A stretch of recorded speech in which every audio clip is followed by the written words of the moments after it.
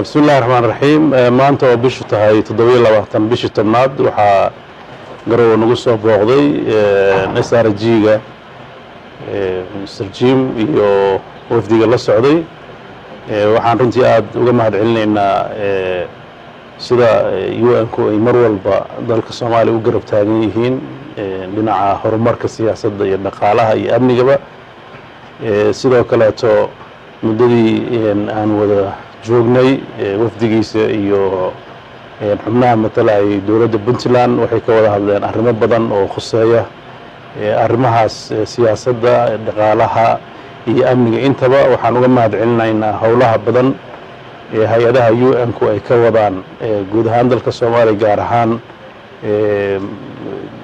maamulka Puntland oo runtii muddo dheer soo socday haddana maraya meel aad u fiican waxaan isla eegnay meelaha u baahan in la sii horumariyo oo horumarka laga gaaro meelaha u baahan in habkii loo wada wax laga bedelo intaba waxaan ka yeelanaa aragti fiican sidoo kale waxaan aad uga sheekaysanay horumarka siyaasadeed ee dalka maanta u maraya iyo amni runtii dhinacyadeenba waxay qirayaan in marxaladda hadda Soomaaliya ay ku jirto ay u baahan tahay wada hadal dheeri ah si arrimaha taagan qabyada ka ah horumarka siyaasadeed ee dalka aragti midaysan ay u wada yeeshaan dadka Soomaaliyeed iyagoo mar walba eegaya maslaxadda guud ee dadka Soomaaliyeed meel kasta ay joogto waxaan si dhow uga wada hadalnay sidii isu soo dhaweyn looga sameyn lahaa dowladda federaalka iyo xubnaha dowladaha federaalka ka ah xubnaha gaar ahaan arrinta Jubbaland oo runtii muddadii u dambeysay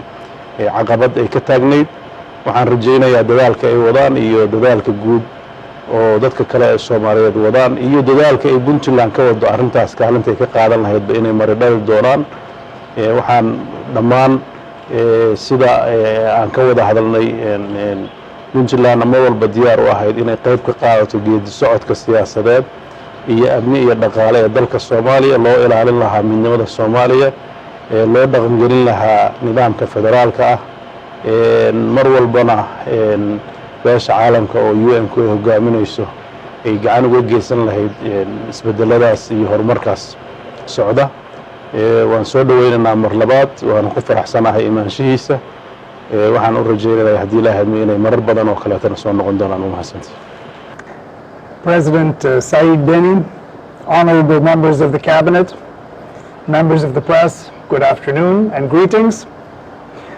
It is a pleasure to be back in Garowe. I am here today on one of my regular visits to federal member states to review the work of the United Nations team and to discuss local and national issues with federal member state leaders. I'm pleased that Deputy Special Representative Rosadan Zenenga has also joined me on this trip. The United Nations presence in Garowe includes the United Nations Assistance Mission to Somalia, UNSOM, plus another 17 agencies, funds, and programs that work throughout Puntland to help its people. Key projects focus on support to local governments, cash transfers and cash for work for vulnerable populations, promotion of reproductive health, and response to the needs of internally displaced persons and host communities in Puntland, among many other programs. In our meetings today with President Saeed Deni and his cabinet, we discussed a range of local issues related to economic development, democratic reform, and security. We congratulated Puntland's leaders for the recent successful investment conference and the start of the Ethiopian Airlines flight over the summer. Both offer positive signals of economic revival in Puntland.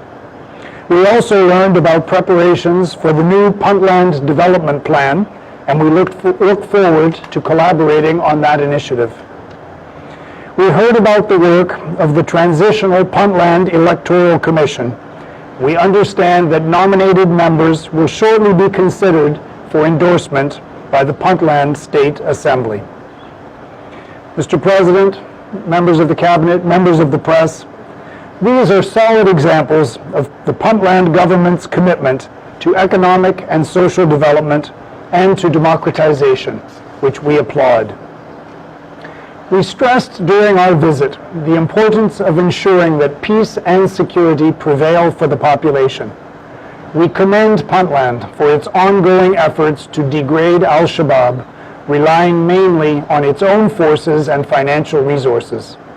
We continue to urge efforts to address differences over Sool and Sanag through dialogue with a view to peaceful resolution. Mr. President, honorable ministers, members of the press, regarding national issues, I reiterated that we strongly encourage all Somalis to work together toward achieving consensus on issues of critical importance. Priorities for 2020 include completion of the constitutional review, organization of national parliamentary elections, achievement of debt relief, and advancement of security gains against al-Shabaab. Progress on these national issues requires an inclusive, sustained dialogue across all elements of society and at all levels of government, especially between the federal government and federal member states.